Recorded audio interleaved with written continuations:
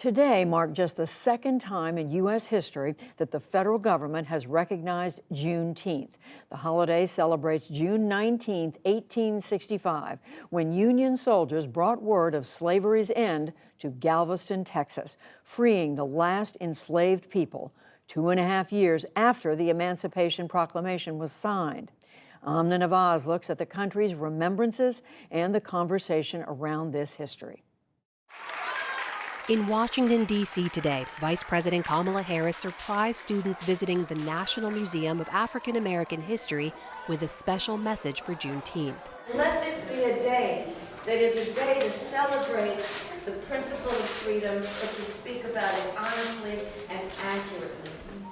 In Galveston, Texas, home to the longest-running Juneteenth celebration, the past was alive. The Saturday event honored the last enslaved people in Galveston in 1865 and one of the men who spent his career making sure their stories were told.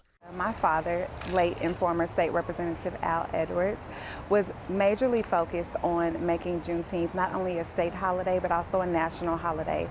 Everyone deserves to know the truth about the history that happened right here in Galveston in Texas. Generations of black families, like Angela Milburns here in Houston, Texas, have long celebrated this day. I cherish this day and all the days that followed this one and that came before this because of what a lot of my ancestors went through and those that knew each other and the struggle that they did for us.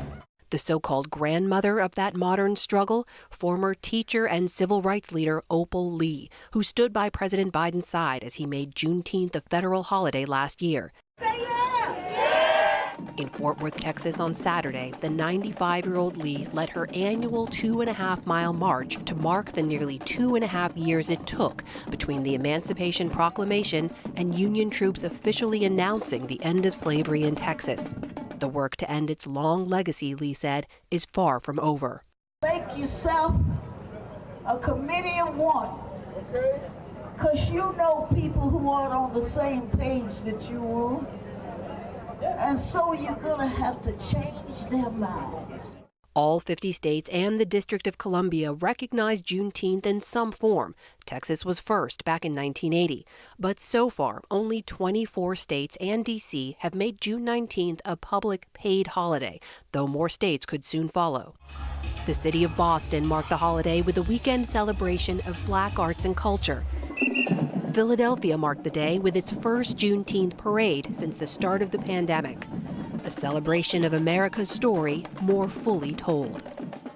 Well, Juneteenth becoming a federal holiday certainly elevated conversations about Black history and the legacy of slavery in America. But where are those conversations today? To talk more about that, I'm joined now by Professor Peniel Joseph. He is the founding director of the Center for the Study of Race and Democracy at the University of Texas at Austin, where he's also a professor of history. He's the author of the upcoming book, The Third Reconstruction, America's Struggle for Racial Justice in the 21st Century. Professor Joseph, welcome back to the NewsHour, and thank you for joining us on this holiday. Great to be here. So I want to reference something you wrote recently, marking this second Juneteenth that we're noting as a federal holiday here in the States. You said that you found hope in what you called the resurgent interest in Black history that followed Juneteenth becoming a federal holiday. So I wanted to ask you, what was that hope based on? What were you seeing happening in the last year? Well, I think the hope is based on the fact that the country really led, in this case, by both grassroots interest in Juneteenth in the Black community, but then President Biden and others is trying to confront slavery and the fact that we are a democracy whose roots are in racial slavery.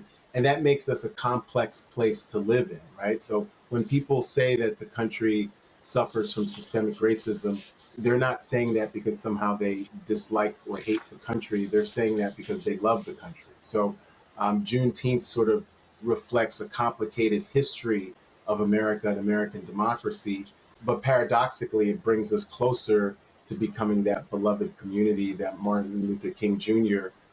Wrote and spent his whole life trying to achieve. You had this one line in a recent piece that stuck with me. I'll read it here. You said, as a federal holiday, Juneteenth now offers a window for Americans into understanding how the political is personal. What did you mean by that? Well, these stories, we have now so many great stories about people celebrating Juneteenth with their family and their friends over the decades. These were real people. So these are really personal stories. There are stories of Black people in Galveston celebrating. There are stories of Black people trying to leave plantations in Eastern Texas and other places to reunite with loved ones. So when we think about the personal as the political, this is as important a holiday for America as July 4th is. And the reason why it's so important is that there was 4 million Americans who were disallowed to be considered citizens, who were disallowed to embody the dignity that they knew they had solely because of race and because of slavery. So Juneteenth provides us a context to understand that, hey, this isn't a story about them. This is a story about us. At the same time, when we talk about the political, I have to point out there are some strong opposing forces at play in a lot of these conversations, right? We now have a slew of legislative efforts across the country, led mostly by Republican lawmakers,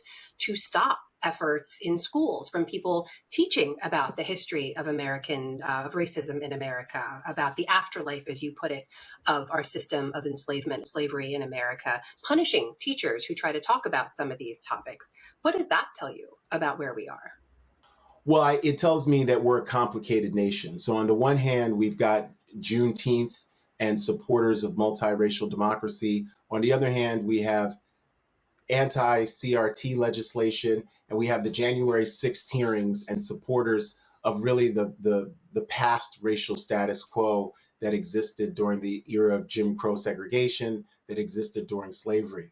So we are still caught in that bind of folks who believe and support multiracial democracy and those who think about America as a much less inclusive place, as a place that should be dominated just by white male founders, and the founders there would be in quotes because we know that the founders of the country were actually multiracial, multi-ethnic, multicultural women as well as men.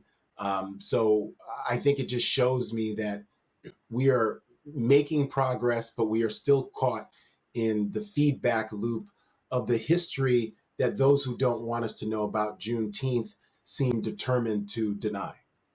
You mentioned the January 6th hearings. So I wondered if you could explain that a little bit. What's the parallel between what you see unfolding there and our conversations around Black history?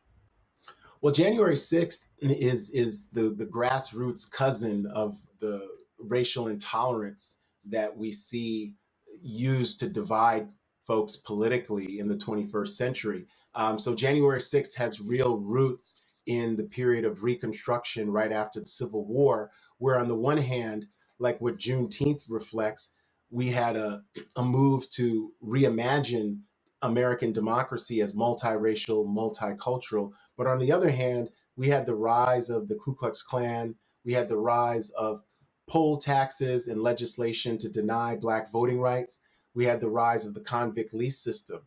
But we also had the rise of violent coups against duly elected governments. The peak of that is going to be 1898 in Wilmington, North Carolina, where an interracial Black and white government is actually violently overthrown. There were all these different versions of January 6th that really led to the end of Reconstruction in the 1870s and the 1880s. So in a way, when we think about Juneteenth taking place against the backdrop of January 6th and legislation to deny the teaching of Black history and deny the teaching of our history of racial injustice, they're all connected. They're all intimately linked.